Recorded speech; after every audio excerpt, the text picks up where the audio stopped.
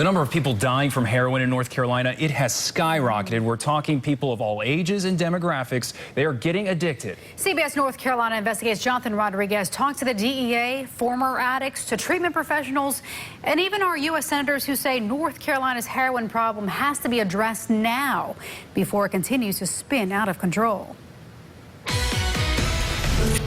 Heroin it makes you numb to everything. Luckily, I lived through it. Jesse Bennett has a dark past. His typical day was not so typical. So I'd wake up and I would shoot 3 to 4 bags that I kept left over. And then I'd start thinking about how to get money.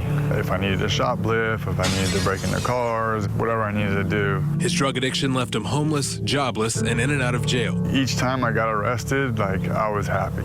I was like, oh my God, I can relax. It's absolutely an enormous problem in the state.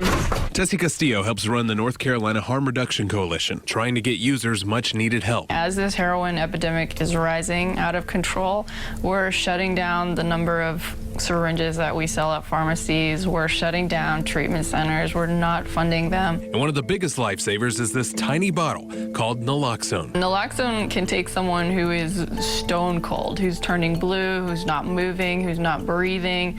You give them naloxone and they can stand up and start talking to you within seconds. Wow. It's an amazing, amazing drug. And it happens. This young lady is knocked out from an overdose. Her friends give her a shot of naloxone and within 6 minutes, she wakes back up. To inject, place black end against outer thigh, then press firmly and hold in place for 5 seconds. It can now even come in an auto injector, and so far 52 law enforcement agencies across the state are equipped. Injection complete. There's a lot of it out there, but we are nowhere near where we need to be. There are counties where there's still no naloxone access at all. The Harm Reduction Coalition is also working on setting up the state's first program that's treatment-focused rather than punishment-focused. They'll be diverted instead of jail to a social service program where someone can really address those issues that are underlying the addiction. When you have law enforcement on board and trying to divert people away from jails and into treatment, that's a big step.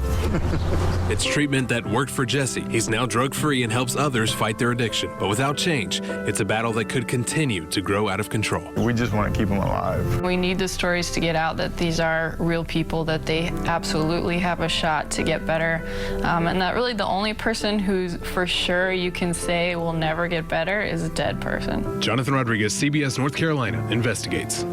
Startling statistics right here in our state. And it's so interesting. Jesse said that every time he got arrested, he was relieved. He could relax because he didn't have to worry about where he was going to get the money or the heroin again. Well, what's so scary is that it affects all ages, all demographics. Really it doesn't matter. It goes across all those boundaries. So it's a huge problem here. Yeah, exactly.